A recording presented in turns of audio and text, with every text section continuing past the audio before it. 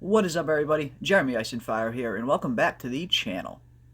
The TV series From on MGM Plus is off to a phenomenal start in its sophomore season. Only one episode in, and the show is already starting to gain a ton of traction, both among fans and critics alike. And with the questions and mysteries continuing to pile up, just what exactly is going on in this mysterious town that our survivors find themselves in? Well, today we are going to be taking a look at exactly that as we dive into the top 5 unanswered questions of the TV series From, and a few other lingering questions that we are just dying to know as well. Season 2 of From has just begun, and the mysteries are already continuing to pile up. Not only were we left with a ton of head-scratching questions at the end of our first season, but Season 2 definitely seems to be following suit, already throwing a ton of new mysteries at us, and a few intriguing characters as well. So today, we are going to take a look at the top 5 unanswered questions that I am hoping to be answered on the TV series From. And as always, let me know down in the comment section what are the top 5 unanswered questions that you are hoping the TV series will answer. Up first, we have one of the most commonly asked questions concerning the TV series From, and a two-parter in and of itself. And that is, where is this town, and what exactly is this town? Now, I know there have been a ton of speculation as to what exactly is going on with these survivors.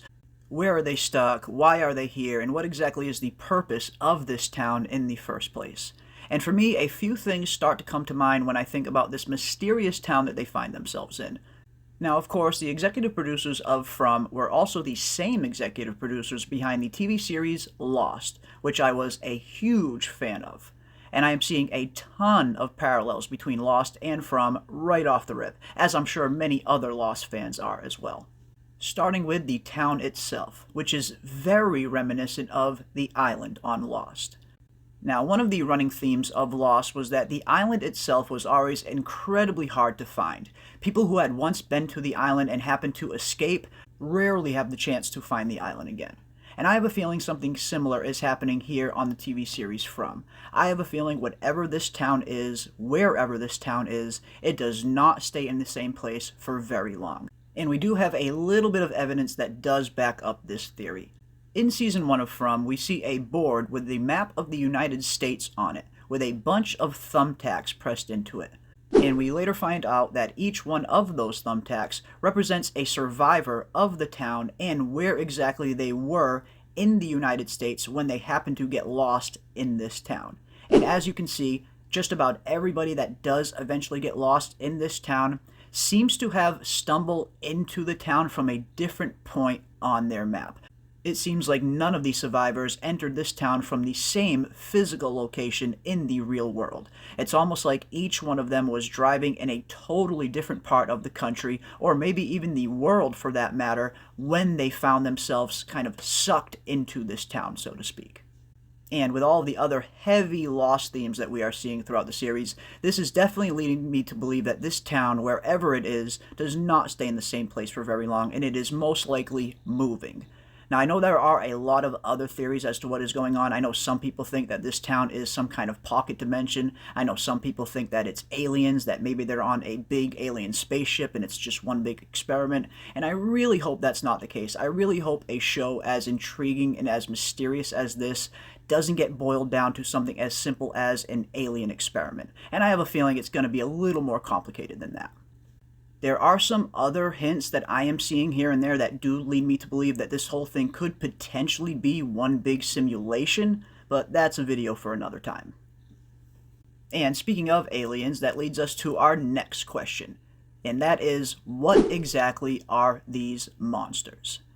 Now, I know there are a ton of theories swirling around online as to what exactly these monsters are. Some people think they're vampires. A lot of people seem to think that they are aliens, and this is one big alien experiment. But as I have previously stated, I don't think it is that simple.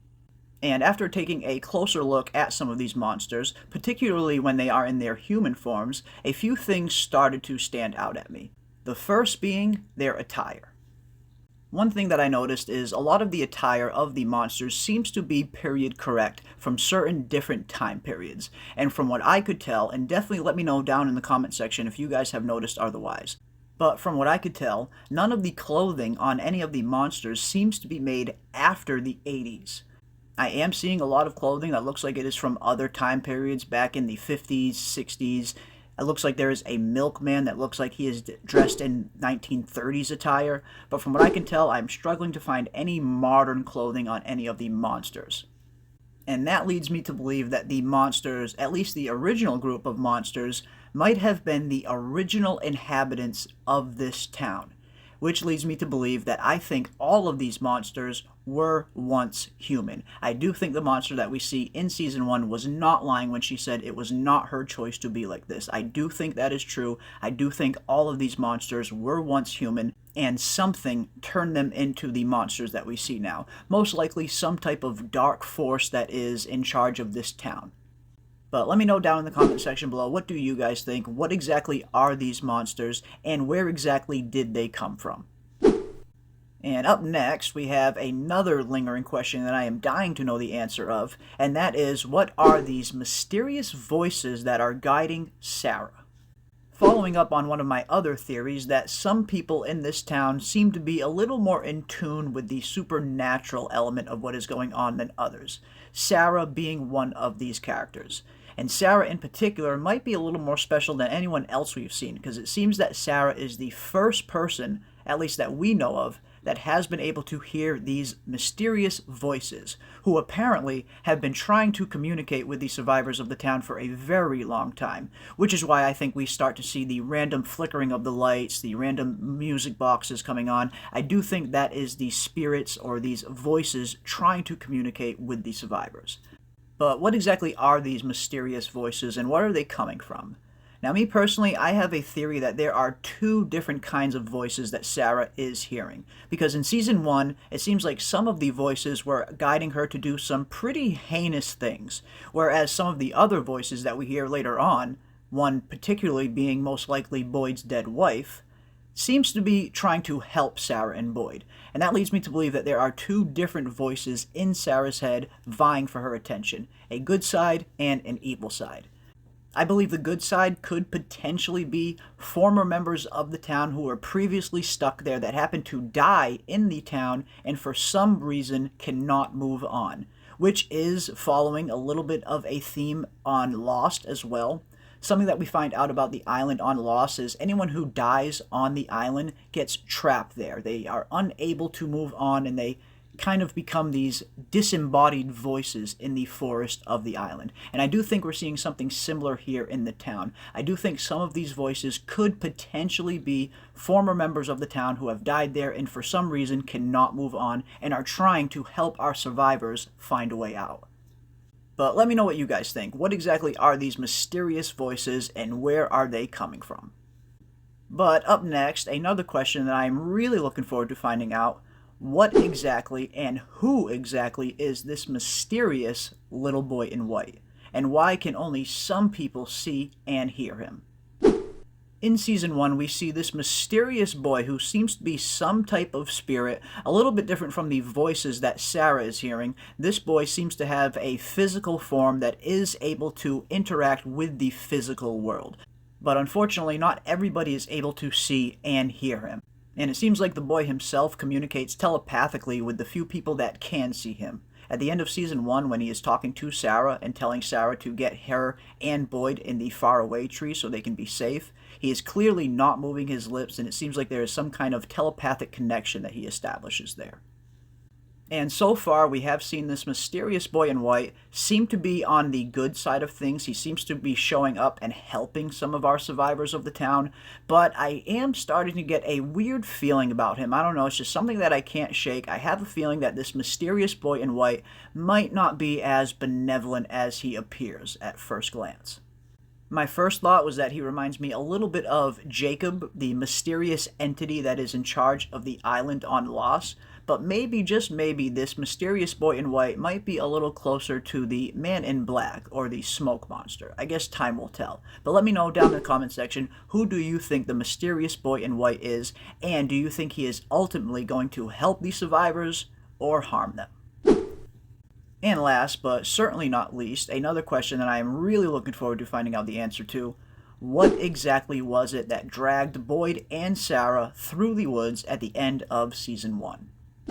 Now, at the end of Season 1, when Boyd and Sarah trek into the woods to try and find a way out of this mysterious town, they get to a point where they are camping out for the night, and they get dragged by some mysterious creature or monster or Lord knows what through the woods at a pretty great distance nonetheless. It seems like when they do come to and exit the tent the next morning, they are in a totally different part of the forest and they have no idea which direction to go in. Which begs the question, what exactly was it that dragged Boyd and Sarah? And were they trying to harm Boyd and Sarah and throw them off track? Or was this mysterious entity trying to help Boyd and Sarah by getting them closer to the lighthouse that they eventually come across? Now, I know the most popular theory surrounding this mystery right now seems to be that it might have been one of the giant spiders that we are getting a ton of Easter eggs for throughout Season 1. There are tons of giant spiders in Ethan's drawings, in Victor's drawings, and of course we see all the giant spider webs that are surrounding the forest, and of course the spiders that end up biting Boyd in the same episode. And like I stated in my previous video, I don't think those spider bites are going to harm Boyd in the long run. I do think those spider bites could potentially help Boyd, actually.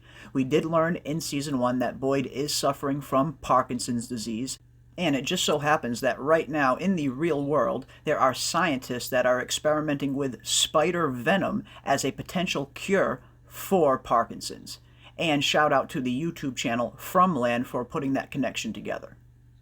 So at the end of the day, I have a feeling these spider bites might just end up curing Boyd's Parkinson's instead of harming him. I know there are some other theories that think that the spider bites might turn Boyd into one of the monsters, which would be pretty insane if that was the case, but I guess we'll have to see.